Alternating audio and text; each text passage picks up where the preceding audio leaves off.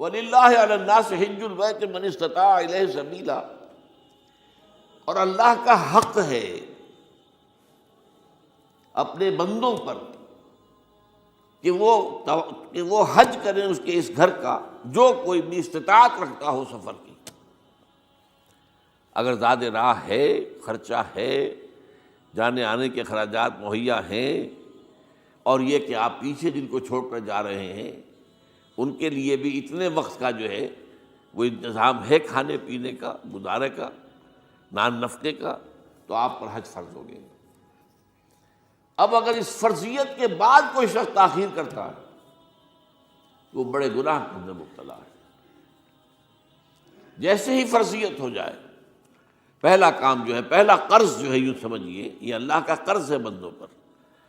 یہ لام جو آتا ہے، لام اور اعلیٰ، لام کسی کے حق کے لیے، اعلیٰ کسی کے اوپر حق ہونا۔ وَلِلَّهِ عَلَى النَّاسِ حِجُّ الْبَيْتِ مَنِ اسْتَطَاعَ إِلَيْهِ سَبِيلًا، یہ تو اللہ کا حق ہے لوگوں پر، لوگوں کے ذمے، یہ قرض ہے اللہ کا کہ اس کے گھر کا حج کریں، جائیں، طواف کریں، اور جو بھی اس کے مناسک ہیں ادا کریں، اور وہیں پر قربانی کا بھی ہے۔ لِيَشْهَدُوا مَنَافِعَ لَهُمْ وَيَذْكُرُوا اسْمَ اللَّهِ فِي أَيَّامٍ مَّعْلُومَاتٍ عَلَىٰ مَا رَزَقَهُم مِّن بَهِيمَةِ الْأَنْعَامِ فَكُلُوا مِنْهَا وَأَطْعِمُوا الْبَائِسَ الْفَقِيرَ، اسی کے اندر جو ہے مناسک کے اندر قربانی بھی ہے۔ افریقہ میں آپ کو معلوم ہے، شمالی افریقہ میں زیادہ تر لوگ جو ہیں جیسے کہ ہندوستان پاکستان میں ہیں ویسے ہیں، لیکن آپ جنوب میں چلتے جائیے تو رنگ گہرا ہوتا چلا جائے گا، انتہائی سیاہ رنگ، وہ بھی ہے، سب آ رہے ہیں، شکلیں جدا ہیں، زبانیں جدا ہیں، لیکن سب کے سب جو ہے ایک ہی نغمہ ان کی زبان پر ہے ایک ہی نغمہ، کہیں واضح کہیں مبہم، وہ ایک ہی مذہب، لبیک اللہم لبیک، لبیک لا شریک لک لبیک، ان الحمد والنعمت لک والملک لا شریک لک۔ اب یہ ترانہ ہے، توحید کا ترانہ ہے، اور گونج رہی ہے اس وقت، آپ اندازہ نہیں کر سکتے کہ وہ پوری سرزمین گونج رہی ہوگی اس ترانے کے ساتھ، کیونکہ تھوڑی تھوڑی دیر کے بعد نئے قافلے داخل ہو رہے ہیں۔ ابھی ایک قافلہ جو ہے اس نے سعی مکمل کی ہے، دوسرا شامل ہو گیا، بلکہ اس کے دوران ہی ابھی اس کا ختم نہیں ہوا کہ تیسرا قافلہ چلا رہا ہے۔ وہ تو یہاں تو ظاہر بات ہے کہ میں نے چونکہ ایک نقشہ اپنی نگاہوں سے دیکھا ہے، مدینہ منورہ سے اور مکہ مکرمہ جاتے ہوئے رات کے وقت، کہ کہیں جو ہے وہ روشنیوں کی وہ قطار ٹوٹتی ہی نہیں تھی، مسلسل معلوم ہوتا ہے کہ سڑک کے اوپر گاڑی ہے، مسلسل، کہیں اس کے اندر وقفہ ہے ہی نہیں۔ اتنے بڑے پیمانے پر، اتنے بڑے پیمانے پر، اتنے بڑے پیمانے پر لوگ جمع ہو رہے ہیں۔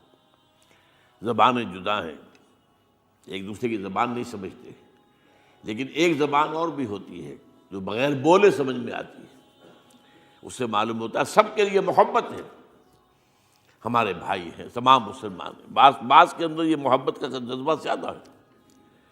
ترکوں میں انڈو پاکستان کے لوگوں کے لیے بہت محبت ہے۔ اب وہ بات جو نہیں کر سکتے، سمجھا نہیں سکتے، لیکن ان کی آنکھوں سے، ان کے انداز سے وہ محبت ٹپکی پڑتی ہے۔ تو عالمگیریت جو ہے اسلام کی، ہمگیریت، عالمگیریت، آفاقیت، اس کا جو مظہر نظر آتا ہے وہاں تھا۔ پھر یہ کہ ہمارے ہاں کی جتنے بھی فرقہ بندیاں ہیں وہ وہاں ختم ہو جاتی ہیں۔ وہاں اہل حدیث ہیں، حنفی ہیں، مالکی ہیں، شافعی ہیں، حنبلی ہیں۔ یہ کام بھی کیا ہے آ کر انہوں نے آل سعود نہیں، ورنہ اس سے پہلے جو ہے وہ 4 مصلے علیحدہ تھے، وہاں پر 4 جماعتیں علیحدہ ہوتی تھی۔ یہ حنفی مصلی ہے، یہاں پہ حنفی امام ہے وہ پڑھائے گا، یہ شافعی مصلی ہے، شافعی امام ہے وہ نماز پڑھائے گا۔ تو یہ جو ایک تفریق تھی وہاں بھی موجود تھی، انہوں نے ختم کیا، ایک امام کے پیچھے جماعت ہوگی، اسی میں حنفی بھی ہیں، مالکی بھی ہیں، شافعی بھی۔ کچھ ہیں لوگ جو زیادہ، جن کے اندر کچھ زہر زیادہ گھل گیا ہے فرقے واریت کا، وہ پھر نہیں نماز پڑھتے، وہاں پر محروم رہتے، اس کی فضیلتوں کو چھوڑ کر جا کر کہیں اپنے جو ہے گھروں پر جہاں ٹھہرے ہوئے وہاں جا کے نماز پڑھ لیتے ہیں کہ یہ جو ہے وہابی، ان کے پیچھے ہماری نماز نہیں ہوتی۔ لیکن نہیں، عام طور پر ایسا نہیں ہے، عام طور پر سب لوگ جمع ہیں، نماز پڑھ لیں۔ اور ایک سب سے بڑا مشاہدہ جو ہوتا ہے، جو مجھے سب سے پہلے ہوا تھا پہلے حج میں، یہ 1962 کی بات ہے، تو میں نے محسوس کیا یہ نماز کے اندر اختلافات جو ہیں اسلام مسلمانوں میں صرف اتنے ہیں کہ جس سے جماعت نہیں ٹوٹتی۔ اختلافات ہیں، رفع یدین ہے یا نہیں ہے، آمین بالجہر ہے یا نہیں ہے، اختلافات تو ہیں، لیکن جماعت نہیں ٹوٹتی۔ وہ جو ڈرل ہے، ڈرل جیسے کہ ڈرل ہوتی ہے، آرمی پریڈ ہو رہی ہے، وہ ڈرل ختم نہیں ہوتی۔ ایسا نہیں ہے، میں نے جب سوچا اگر کسی مسلک کے نزدیک رکوع بھی دو ہوتے جیسے سجدے دو ہیں، تو وہ لوگ تو ایک رکوع کے بعد دوسرا رکوع کرتے اور باقی لوگ سجدے میں چلے گئے ہوتے، جماعت ٹوٹ جاتی۔ یا اگر کسی کے نزدیک ہر رکعت کے اندر جیسے رکوع ایک ہے، سجدہ بھی ایک ہی ہوتا، تو کچھ لوگ تو ایک سجدہ کر کے کھڑے ہو جاتے ہیں اور دوسرے لوگ جو ہے دوسرا سجدہ کر رہے ہوتے ہیں، جماعت ٹوٹ جاتی۔ تو یہ میں سمجھتا ہوں کہ کس کی حکمت ہے، کس نے یہ طے کیا کہ ٹھیک ہے آپ میں رنگا رنگی بھی ہو، اے ذوق اس چمن کو ہے زیب، اختلاف سے اختلاف بھی ہے، رفع یدین بھی ہو رہا ہے، آمین بالجہر بھی ہو رہا ہے، نہیں بھی ہو رہا ہے، سب کچھ ہے، لیکن وہ اجتماعیت نہیں ٹوٹ رہی۔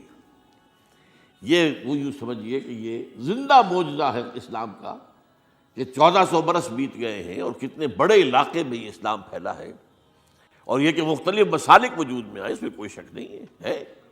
حنفی ایک علاقے کے اندر آپ کو ملیں گے صرف شافعی، ہندوستان کا بھی مغربی ساحل کے صرف شافعی ملیں گے آپ کو۔ اس سے آگے آپ جائیے، چونکہ یہ عرب تاجروں کے ذریعے سے ایمان لائے ہیں، یہ لوگ سری لنکا کے لوگ ہیں، انڈونیشیا کے لوگ ہیں، ملیشیا کے لوگ، سب شافعی ہیں۔ ہندوستان میں چونکہ اوپر سے شمال سے آیا ہے اسلام، یہ ترکوں کے ذریعے سے آیا ہے، اور وہ کٹر حنفی تھے، یہاں حنفیت آئی ہے۔ ترک جو ہے کٹر حنفی، یہ ترکی تو تھے جو آئے تھے۔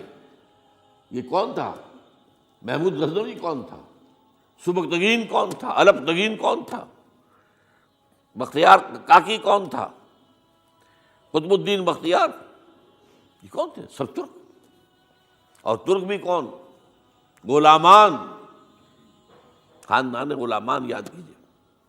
لیکن بہرحال ان کے ذریعے سے جو اسلام ان کے ساتھ آیا ہے وہ خالص حنفی اسلام، کوئی حرج نہیں۔ وہاں جا کر سب جمع ہو جاتے ایک وحدت کے اندر۔ تو یہ چند مشاہدات وہاں کے ہوتے ہیں جو ہماری ظاہری آنکھوں کو بھی نظر آ جاتے ہیں، جس کا کہ قلب کے اوپر بڑا گہرا اثر پڑتا ہے۔